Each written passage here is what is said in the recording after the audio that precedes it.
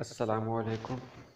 آج حاضر ہوں انٹر 50 نمبر کی اردو کے ساتھ، اور آج کا سبق ہے بنت بہادر شاہ، جس کے لکھنے والے ہیں خواجہ حسن نظامی۔ تو چلیے سب سے پہلے خواجہ حسن نظامی کے بارے میں جان لیتے ہیں۔ خواجہ حسن نظامی کی پیدائش 1879 عیسوی میں بستی حضرت نظام الدین اولیاء میں ہوئی۔ ان کے والد حافظ سید عاشق علی صوفی اور سید خانوادے سے تعلق رکھتے تھے، یعنی سید خاندان تھا ان کا، صوفی تھے ان کے والد حافظ سید عاشق علی صاحب۔ اس لیے خواجہ حسن نظامی کی پرورش اور تعلیم و تربیت خاص مذہبی ماحول میں ہوئی۔ بستی نظام میں رہ کر صوفیانہ مذہبی اور ادبی مسائل پر غور و فکر کا اچھا موقع ملا۔ ان کی زندگی کا بیشتر حصہ ادبی خدمات، تصنیف و تالیف میں صرف ہوا، یعنی پڑھنے لکھنے میں ہی ان کی پوری زندگی گزری۔ خانقاہ نظامیہ میں رہ کر مریدوں اور ضرورت مندوں کے خادم بنے رہے۔ خواجہ حسن نظامی کی زبان خاص دلی کی ٹکسالی زبان ہے، یعنی وہ زبان جو دلی میں بولی جاتی ہو۔ وہ نہایت سادگی اور روانی کے ساتھ لکھتے ہیں۔ ہندی اور اردو کے الفاظ کا حسین امتزاج ان کی تحریر کی خاص خوبی ہے، یعنی وہ جو کچھ بھی لکھتے ہیں اس میں ہندی اور اردو دونوں طرح کے الفاظ ہوا کرتے ہیں۔ ان کی تحریر میں دلکشی، سنجیدگی اور بے ساختگی ملتی ہے۔ سی پارہ دل ان کے مضامین کا پہلا مجموعہ ہے، یعنی ان کے مضامین کا پہلا مجموعہ ہے سی پارہ دل، جو 1916 میں شائع ہوا۔ اس کہانی میں شہزادی گل بانو کا تذکرہ ہے، اور جو بھی ہم لوگ پڑھنے جا رہے ہیں بنت بہادر شاہ، اسی مجموعے سے ماخوذ ہے، یعنی اسی مجموعے سی پارہ دل سے ہی بنت بہادر شاہ، ظفر بہادر شاہ جو بھی ہم لوگ پڑھنے جا رہے ہیں وہ اسی کتاب سے لیا گیا ہے۔ ان کی دیگر قابل ذکر تحریر، یعنی ان کی اس کے علاوہ جو تحریریں ہیں ان کی، وہ ہے کرشن بیتی، میلاد نامہ، یزید نامہ، بیگمات دہلی کے آنسو وغیرہ۔ تو اب ہم لوگ سیدھے سیدھے آتے ہیں بنت بہادر شاہ پر، اور سیدھے ہم تلخیص پر جاتے ہیں۔ خواجہ حسن نظامی نے جو لکھا ہے بنت بہادر شاہ، یہ بہت ہی دردناک واقعہ ہے، اور یہ وہ واقعہ ہے جو 1857 عیسوی میں ہندوستان میں ہوا تھا۔ غدر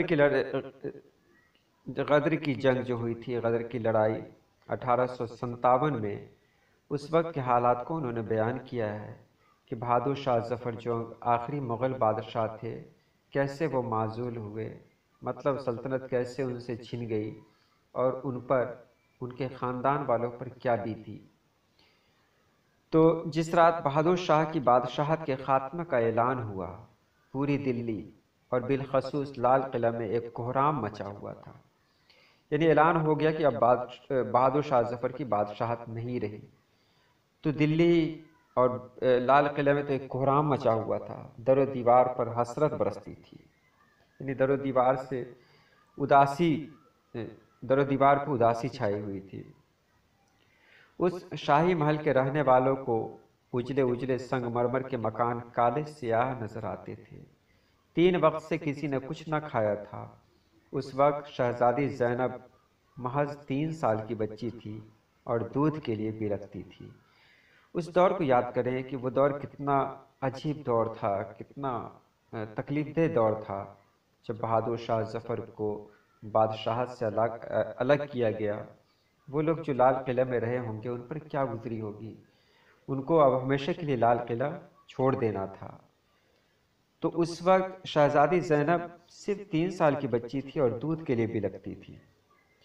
معزول بادشاہ بہادر شاہ ظفر نے تمام اہل خاندان کو خواجہ سرا میں طلب فرمایا، یعنی خواجہ سرا کہتے ہیں وہ جگہ جہاں لوگ ایک دوسرے سے مل کر باتیں کرتے ہیں۔ آدھی رات کا وقت، سناٹے کا عالم تھا، توپ کی گولوں کی گرج سے دل سہمے جاتے تھے۔ بادشاہ نے نہایت شفقت سے فرمایا، کس کو فرمایا؟ اپنے گھر والوں سے فرمایا، اب تم کو خدا کے سپرد کرتا ہوں، قسمت میں اگر ملاقات لکھی ہوگی تو پھر دیکھ لیں گے۔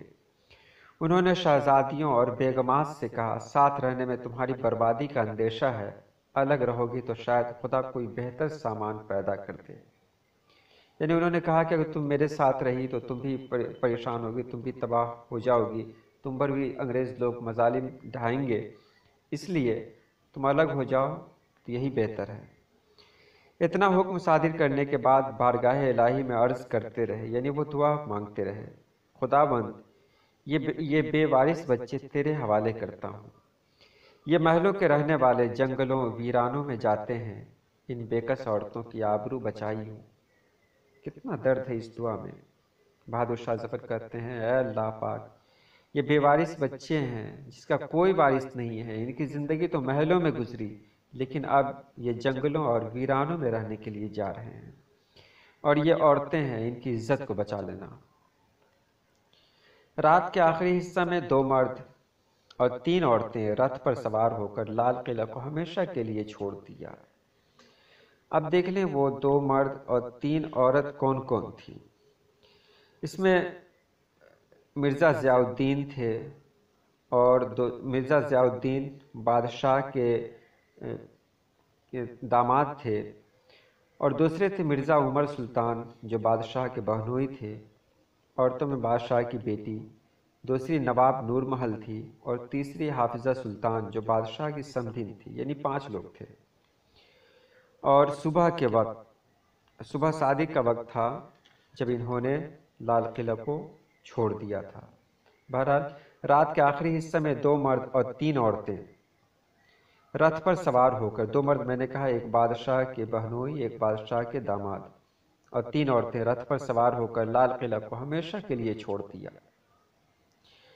کرالی گاؤں میں رتبان کے مکان پر قیام کیا، یعنی جو رتبان تھے ان کا گھر کرالی تھا، وہیں پر انہوں نے قیام کیا۔ وہاں باجرے کی روٹی اور چھاچھ کھانے کو میسر آئی۔ وہاں صرف 1 دن اور رات امن سے بسر ہوا۔ دوسرے دن گرد و نواح کے جاٹ گوجر جمع ہو کر کرالی گاؤں کو لوٹنے چڑھائے، یعنی 1 رات اور 1 دن تو گزر گیا صحیح سے۔ دوسرا دن جو ہوا تو آس پاس جاٹ اور گوجر جو آج کل بھی ہیں، یہ لوگ کرالی گاؤں کو لوٹنے کے لیے آ گئے۔ سینکڑوں عورتیں بھی ان لوٹیروں کے ساتھ تھیں جو چڑیلوں کی طرح ان کو لوٹ رہی تھیں۔ تمام زیور اور کپڑے ان کمبختوں نے اتار لیے۔ کیا درد تھا وہ کہ وہ محل چھوڑ کر کرالی گاؤں میں آئی تھیں، اور کرالی گاؤں میں بھی جاٹ اور گوجر نے ان لوگوں کو لوٹ لیا۔ اس لوٹ کے بعد شاہی گھرانے کے افراد کے پاس ستر پوشی کے لیے کوئی معقول لباس نہ تھا، یعنی اتنا بھی نہیں تھا، وہ اتنا بھی لباس نہ تھا جس سے اپنے بدن کو ڈھکا جا سکے، اور کھانے کی کوئی چیز بھی نہ تھی۔ چھوٹی شہزادی زینب پیاسی رو رہی تھی۔ تبھی ایک زمیندار نکلا، فوراً مٹی کے برتن میں پانی لایا اور پوچھا کہ حکم ہو تو کہیں پہنچا دوں۔ وہ بیل گاڑی لے کر آیا، شاہی گھرانے کے لوگوں کو سوار کر کے ضلع میرٹھ میں فیض علی شاہی حکیم کے گھر لایا۔ ایک چیز جو اس میں جوڑ دینا چاہتا ہوں کہ جب یہ لوگ بہت پریشان تھے، رو رہے تھے، چھوٹی شہزادی رو رہی تھی، تو اچانک ایک زمیندار نکلا، تو اسے بادشاہ کی بیٹی نے کہا کہ بھائی دیکھو میری بیٹی رو رہی ہے، اس کی مدد کرو، اس کو پانی پلا دو۔ اس زمیندار نے کہا، جو ہندو تھا، اس نے کہا کہ تم نے مجھے اپنی بہن کہا ہے، تم نے مجھے اپنا بھائی کہا ہے، تو سن لو، آج سے میں تم کو بھی اپنی بہن مانتا ہوں، اور آج سے میں تمہارا ساتھ دوں گا۔ یہ بات یہاں پہ چھوٹ گئی ہے جو میں نے جوڑ دیا۔ تو وہ بیل گاڑی لے کر آیا اور شاہی گھرانے کے لوگوں کو سوار کر کے ضلع میرٹھ میں فیض علی شاہی حکیم کے گھر لے آیا۔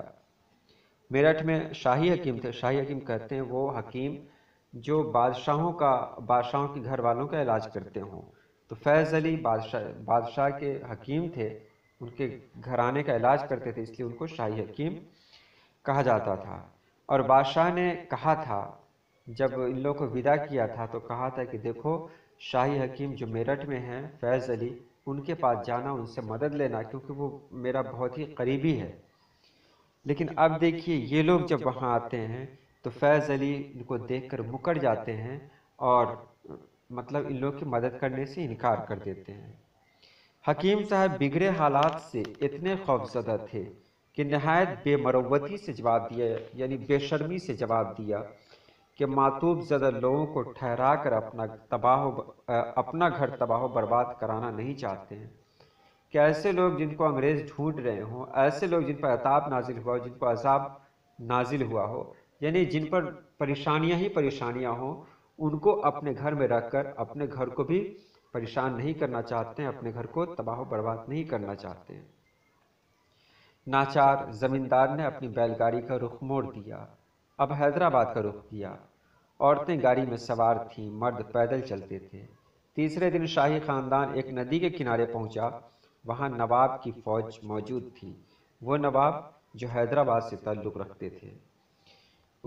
نواب کو جیسے ہی ان لوگوں کے آنے کی خبر ملی تھی، نواب نے ان کے استقبال کی تیاری کر دی تھی۔ شاہی خاندان کے افراد کی بڑی خاطر و مدارات کی گئی، ہاتھی پر سوار کر کے ندی پار اتار دیا۔ دوسری طرف انگریز فوج آ گئی، نواب کی فوج کے ساتھ لڑائی ہونے لگی۔ اس جنگ میں شاہی خاندان کے مرد بھی شامل ہونا چاہتے تھے، لیکن رسالہ دار نے حکم دیا، یعنی نواب کے ایک آدمی نے حکم دیا کہ آپ عورتوں کو لے کر سامنے کھیت میں چھپ جائیں۔ اس وقت کھیت میں اناج پکی ہوئی تیار کھڑی تھی، جہاں پر شاہی خاندان کے لوگ چھپ گئے تھے، وہیں ناگہانی ایک گولہ آ کر گرا، یعنی آگ کا گولہ گرا، توپ کا گولہ آ کر گرا، جس سے آگ بھڑک اٹھی، تمام کھیت جلنے لگے۔ عورتیں حواس باختہ ہزار خرابی سے کھیت کے باہر آئیں، یعنی عورتیں پریشان ہو کر کھیت سے باہر نکلی کیونکہ کھیت میں آگ لگ چکی تھی۔ اس بھاگ دوڑ میں وہ لوگ خون آلود ہو گئی۔ جو لوگ کبھی مخملی بستروں پر سوتے تھے، آج کانٹوں بھرا بچھونا ان کو نصیب تھا، اور بہادر شاہ ظفر قیدیوں کی طرح جیل خانے میں بند تھے اور سختیاں جھیل رہے تھے۔ میٹرک اور انٹر کی اردو کے لیے آپ اس چینل کو سبسکرائب کریں۔ جیسے ہی ماڈل پیپر دستیاب ہوگا، ہماری کوشش رہے گی کہ آپ کو ماڈل پیپر کے ذریعے بھی پوری تیاری کروا دی جائے، اور میں یقین دلاتا ہوں آپ کو کہ اگر آپ لگاتار سنیں گے تو آپ کی اردو کی تیاری اچھی طریقے سے ہو جائے گی۔ آپ خود بھی اسے سنیں اور اپنے دوستوں کو بھی کہیں کہ وہ اس سے جتنا فائدہ اٹھانا چاہتے ہیں فائدہ اٹھا لیں۔ ہو سکتا ہے ویڈیو بنانے میں کہیں کسی طرح کی کوئی بھول ہو گئی ہو، تو امید کرتا ہوں کہ اگلی ویڈیو اس سے بہتر ہوگی۔ انشاءاللہ آپ لوگوں کا ساتھ چاہیے۔ السلام علیکم۔